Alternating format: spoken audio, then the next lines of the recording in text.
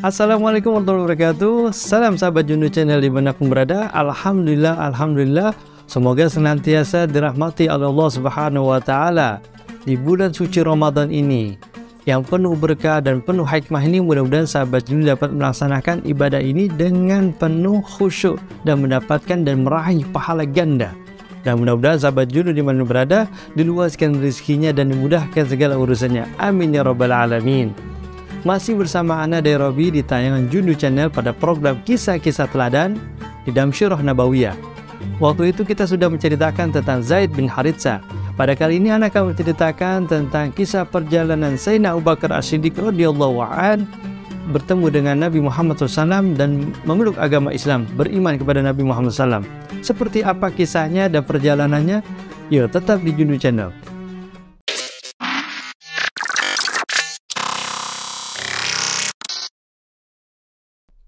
Bismillahirrahmanirrahim. Pada suatu pagi di kota Mekah, ada seorang pemuda yang bernama Abdul Ka'bah. Ia terbangun dari tidurnya, dari mimpinya yang aneh. Segera nih, Abdul bin Ka'bah ini menjumpai seorang petakwil masyhur di kota itu. Karena pada saat itu, di bangsa Arab atau zaman dahulu, ini orang tafsir mimpi atau mentakwil mimpi itu laku keras. Kalau zaman sekarang mah udah nggak laku dah, ya. Kemudian Abdul bin Ka'bah menuju rumah pentakwil itu. Ketika masuk, kemudian pentakwil itu, ceritakan apa mimpimu? Aku bermimpi melihat purnama jatuh dari langit ke kota ini dan cahayanya terbagi ke rumah-rumah orang. Namun yang kulihat purnama ini utuh jatuh ke pangkuanku. Ceritakanlah apa maksud arti dari mimpiku ini wahai pentakwil. Kemudian setelah mendengar nih yang diceritakan oleh Abdul Ka'bah, pentakwil ini menghela nafas yang dalam, dikeluarin pelan-pelan. Langsung pentakwil ini berkata kepada Abdul Ka'bah, jika benar yang kau ceritakan ini benar apa adanya, ketahuilah akan terutus Nabi akhir zaman dari kaummu, dan engkau akan menjadi sahabat dekatnya sekaligus pembelanya di waktu dia hidup, dan engkau akan menjadi penggantinya atau khalifahnya setelah kewafatannya. Setelah mendengar penjelasan dari pentakwil mimpi ini, Abdul Ka'bah ini diam, kemudian disimpan tuh ceritanya itu di dalam benaknya. Dia nggak dikasih tahu tuh siapapun, dia nggak dikasih tahu, nggak dicerita kemana-mana. Oh kita kan cerita nih kemana? Kalau nih Abdul Ka'bah nggak didiam, tahun demi tahun, waktu demi waktu, nggak ada yang terjadi apa-apa. Datar aja, flat aja, hingga mencapai usia Abdul Ka'bah ini 38 tahun. Nah pada usia ini Abdul Ka'bah ini udah menikah juga, udah punya anak, dan Abdul Ka'bah ini menjadi seorang pengusaha yang sangat kaya raya. Dia memiliki 6 toko besar di kota Mekah, dan di perniagaannya pun juga ada di luar kotanya, di negeri-negeri tetangga. Luar biasa nih, Abdul Ka'bah ini orang kaya, dia luar biasa, Masya Allah. Pada suatu hari Abdul Ka'bah sedang ada dalam perjalanan pulang ke negeri Mekah, yaitu dari perjalanan dagangnya ke negeri Yaman. Jadi mau pulang nih ke Mekah. Nah ketemu seorang lelaki tua yang nggak dijuntrungan ini, tahu-tahu nanya, nggak pakai sapa, nggak pakai salam, di dalam perjalanan pulangnya menuju Mekah dari perjalanan dagang. Ini ada lelaki tua nanya kepada Abdul Ka'bah. Langsung nanya aja, nggak pakai permisi, nggak pakai salam, nggak pakai apa-apa. Dia nanya nih laki tua, apakah engkau berasal dari tanah haram? Dijawab Abdul Ka'bah, ya. Apakah engkau dari kaum Quraisy? Dijawab lagi Abdul Ka'bah, ya benar. Ini Abdul Ka'bah bingung nih, ini orang ngapain nanya-nanya. Akhirnya nanya lagi nih, apakah engkau berasal dari Bani Tayyib? Nah makin kaget nih Abdul Ka'bah. Ini ada apa yang maksud ini nih? Sampai nanya. Akhirnya dijawab lagi, iya. Nih Abdul Ka'bah jawab iya memang benar yang ditanyakan itu benar apa adanya. Maka itu cukup heran juga Abdul Ka'bah ini mendengar pertanyaannya. Nah akhirnya pertanyaan terakhir ini dari lelaki tua itu berkata, dan yang terakhir, cukup yang terakhir ini bukanlah bajumu, aku ingin melihat perutmu. Wah langsung Abdul Ka'bah bilang, oh kalau ini enggak, jangan, kecuali engkau menjelaskan apa maksud alasanmu untuk melihat perutku. Akhirnya lelaki tua ini menceritakan bahwasanya dirinya adalah ahli kitab yang mempelajari wahyu-wahyu Tuhan kepada para nabi terdahulu. Jadi ini ahli kitab nih, mempelajari wahyu-wahyu Tuhan, di hatam dan ya, orang ahli kitab, Masya Allah dah.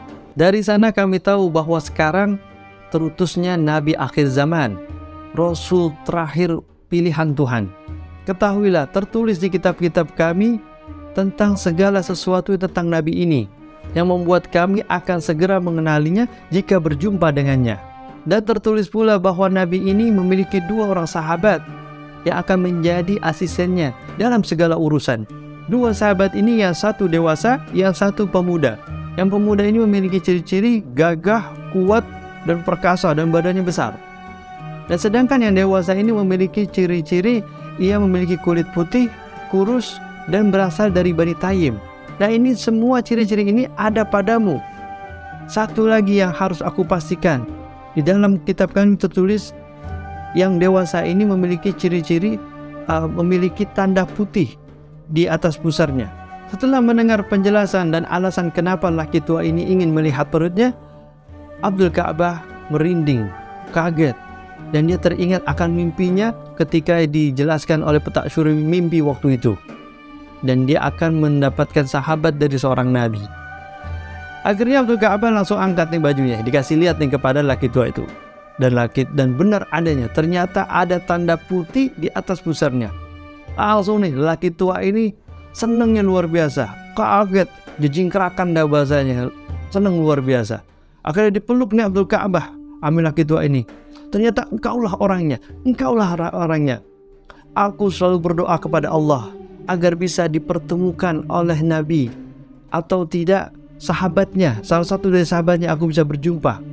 Jika kelak engkau akan bertemu dengan Nabi ini, sampaikanlah bait syairku yang telah aku tulis selama ini, yang telah aku tunggu-tunggu, berikanlah kepadanya. Kemudian Abdul Ka'bah setelah mendengar itu, jika benar apa yang kau katakan, aku akan melakukannya, tidak berat bagiku. Kemudian setibanya di kota Mekah, Abdul Ka'bah berjumpa dengan Abu Jahal, Syaibah, Uqbah bin Mu'id, dan pemuka Quraisy lainnya yang sedang menceritakan tentang Muhammad Al-Amin ini. Mereka bercerita dan tidak sengaja didengar oleh Abdul Ka'bah. Pembicaraan itu adalah tentang anak yatim bernama anaknya Abdullah bin Abdul Muttalib, yaitu Muhammad Al-Amin, yang menjadi sahabatnya. Jadi Muhammad Al-Aminnya ada sahabat Abdul Ka'bah. Dia lagi diceritain sama Abu Jahal, diceritain sama Uqbah, diceritain sama Syaibah, lagi menceritakan tentang sahabatnya ini mengaku sebagai nabi dan penerima wahyu. Didengerin tuh sama Abdul Ka'bah, sambil jalan didengerin. Ini pemuka Quraisy lagi ngomongin. Nah, maksud daripada Abdul Ka'bah ini pengen pulang, dalam perjalanan ini pengen pulang. Tapi setelah mendengar itu, akhirnya Abdul Ka'bah belok nih ke rumah sahabatnya, itu Nabi Muhammad SAW, di rumahnya. Kemudian dia berjumpa dengan sahabatnya Nabi Muhammad SAW, diketuk pintunya, tok tok tok. Ketika Abdul Ka'bah sampai di rumah Nabi Muhammad SAW, dibukain pintunya sama Nabi Muhammad, kemudian bersilakan masuk. Nah, namanya sahabat, dia bercerita tuh ya, muqaddimah cerita ini situ, sampailah pada Nabi Muhammad SAW menceritakan tentang wahyu, yaitu ayat Al-Quran yang turun kepadanya di Gua Hira. Abdul Ka'bah memandang sahabatnya dengan pandangan penuh cinta dan berpikir dalam benaknya, jika ada seseorang yang layak menjadi nabi, pastilah Muhammad Al-Amin sahabatku, karena ia tidak pernah berdusta, perkataannya santun, dan perangainya indah, dan semua orang tak henti-henti memujinya. Jadi udah ada di pikiran dalam benaknya Abdul Ka'bah ini bahwasanya pastilah sahabatnya yang pantas jadi nabi. Ini sahabatnya cuman Nabi Muhammad SAW. Abdul Ka'bah tahu nih, mimpinya segera menjadi kenyataan. Ucapan dari laki tua yang ditemuinya waktu perjalanan pulang dagang itu ternyata benar adanya. Nabi yang ditunggu-tunggu telah tiba. Rasul itu telah ada di depan mata. Abdul Ka'bah hanya perlu memastikannya kepadanya. Akhirnya Abdul Ka'bah bertanya kepada Nabi Muhammad SAW, "Ya Muhammad, bukankah setiap nabi datang membawa bukti? Katakanlah kepadaku, apa bukti kenabianmu?" Ditanyanya oleh Abdul Ka'bah. Nabi Muhammad SAW tersenyum kepada sahabatnya dan berkata kepada Abdul Ka'bah, "Buktinya adalah surat yang berisikan bait-bait syair yang dititipkan kepada seorang ahli kitab kepadamu. berikanlah surat itu kepadaku, wahai Abdul Ka'bah. Kaget luar biasa, Masya Allah. Kaget sekaget-kagetnya Abdul Ka'bah mendengar pernyataan daripada Nabi Muhammad SAW ini. Luar biasa. Akhirnya penasaran ditanya, dari mana kau tahu ya Muhammad? Allah yang mengutusku telah memberitahu kepadaku, jawab Nabi Muhammad SAW kepada Abdul Ka'bah. Masya Allah, tak ada lagi di hati Abdul Ka'bah suatu keraguan. Gerimis hidayah yang turun begitu besar, rasa haru tak mampu disembunyikan, air mata yang mengalir di pipinya. Kemudian dijabat tangan sahabat tercinta ini dan mengatakan kepada Nabi Muhammad SAW, Ashhadu an la ilaha illallah wa ashhadu anna Muhammadur Rasulullah. Senyum mengembang di bibir Nabi Muhammad SAW. Beliau begitu bahagia di dekatnya sahabat yang disayanginya ini. Dipeluk sama Nabi Muhammad SAW. Luar biasa, Masya Allah. Kini mereka berada di jalan yang sama. Langkah mereka telah senada. Mereka berdua siap menerangi dunia dengan cahaya Islam. Pada hari itu juga Nabi Muhammad SAW mengganti nama Abdul Ka'bah menjadi Abdullah dan menjulukinya Sayyidina Abu Bakar, yang artinya adalah orang yang bersegera, karena mensegerakan untuk masuk Islam. Tentang keislaman Sayyidina Abu Bakar, Nabi Muhammad SAW pernah bersabda, tidaklah aku mengajak Islam kepada siapapun, melainkan aku temukan suatu keraguan, kecuali Sayyidina Abu Bakar yang menerimanya dan istiqomah di jalan ini. Luar biasa, Masya Allah. Jadi Sayyidina Abu Bakar adalah julukan yang diberikan oleh Nabi Muhammad SAW. Orang istiqomah setelah mendapatkan hidayah Islam itu tentu saja, dan itu pasti bisa dilakukan. Tapi Sayyidina Abu Bakar ini sudah istiqomah dari masa kecilnya. Beliau terkenal adalah orang yang sangat dermawan, orang yang ringan tangan membantu orang yang kesulitan, mulia, dan bahkan tidak pernah minum khamar dan tidak pernah menyembah berhala. Padahal di zaman jahiliyah waktu itu tidak bisa dipisahkan di antara minum khamar dan menyembah berhala.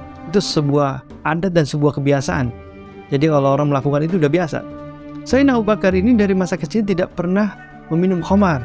Walaupun orang-orang di zaman jahiliyah itu semuanya pada minum khamar, tapi tidak dengan Sayyidina Abu Bakar. Apa alasan Sayyidina Abu Bakar ini tidak mau minum khamar? Bukan karena larangan, bukan karena aturan, tapi karena kecerdasan dan bijaksananya dalam pemikirannya yang sangat luar biasa cerdas dan mampu memadukan logikanya. Akhirnya Sayyidina Abu Bakar ini beliau bercerita bahwasanya dia pernah melihat orang yang mabuk. Ketika ia melihat orang yang sedang mabuk, orang mabuk ini sedang mengorek-orek kotoran manusia. Ya, kotoran manusia. Kemudian setelah ditemukan ini kotoran manusia mau dimakan sama yang mabuk ini. Kemudian diciumin, dilempar. Hal ini terlihat sangat menjijikkan oleh Sayyidina Abu Bakar pada saat itu. Dan pada saat itu ia memutuskan untuk tidak mau minum khamar. Karena ketika orang minum khamar itu tidak akan sadarkan diri. Dan orang ketika tidak sadarkan diri, dia mampu melakukan hal-hal tindakan yang tidak masuk akal. Bijaksana dan luar biasanya nih Sayyidina Abu Bakar. Cerdas luar biasa, Masya Allah. Dan mengenai Sayyidina Abu Bakar tidak pernah menyembah berhala dari masa kecilnya, bukan serta-merta. Bahkan ayahnya pernah mengajaknya untuk menyembah berhala. Pada suatu hari ayahku pernah mengajakku ke suatu biara. Di situ banyak buat berhala-berhala. Dan di sana ayahku mengenalkan bahwasanya ini adalah Tuhanmu yang Maha Agung, dan aku ditinggal sendiri. Dan pada saat itu aku mendekati berhala yang paling besar, dan aku berkata kepada berhala yang paling besar, aku sangat lapar dan aku minta kepadamu. Dan ternyata tidak diberi juga. Dan aku berkata, aku sangat haus dan permintaanku juga tidak dikabulkan. Dan aku meminta yang lain juga tidak dikabulkan. Akhirnya aku mengambil batu dan aku memukul berhala itu. Dan pada saat itu aku yakin bahwasanya mereka semua adalah bukan Tuhanku, dan aku tidak pernah menyembah dan berdoa kepadanya seumur hidupku. Luar biasa, Masya Allah, bijaksana daripada Sayyidina Abu Bakar dari masa kecilnya. Dan memang sahabat yang pilihan, sahabat pilihan Allah SWT juga bukan orang sembarangan, dan memang terpelihara dari masa kecilnya. Tidak pernah minum khamar, tidak pernah bergaul dengan jahiliyah, dan tidak pernah menyembah berhala. Dan inilah dua sahabat yang disatukan oleh Allah Subhanahu wa Ta'ala dengan memang latar belakang yang sangat mulia dan Allah jaga. Luar biasa, Masya Allah. Itulah perjalanan daripada Sayyidina Abu Bakar memeluk agama Islam dan berjumpa Nabi Muhammad SAW. Sungguh luar biasa, Masya Allah, bukan? Dan tetap ikuti tayangan Jundu Channel dalam kisah-kisah teladan lainnya, dan insya Allah pada episode berikutnya masih menceritakan tentang keistimewaan dari Sayyidina Abu Bakar As-Siddiq radhiyallahu an. Mudah-mudahan cerita ini bermanfaat buat sahabat Jundu dimanapun berada, dan jangan lupa bantu channel ini dengan like, share, komen, dan subscribe bagi yang belum, dan nyalakan notifikasi agar tidak ketinggalan notifikasi atau berita terupdate dari Jundu Channel ini. Ana dari Robi, salam Jundu. Assalamualaikum warahmatullahi wabarakatuh.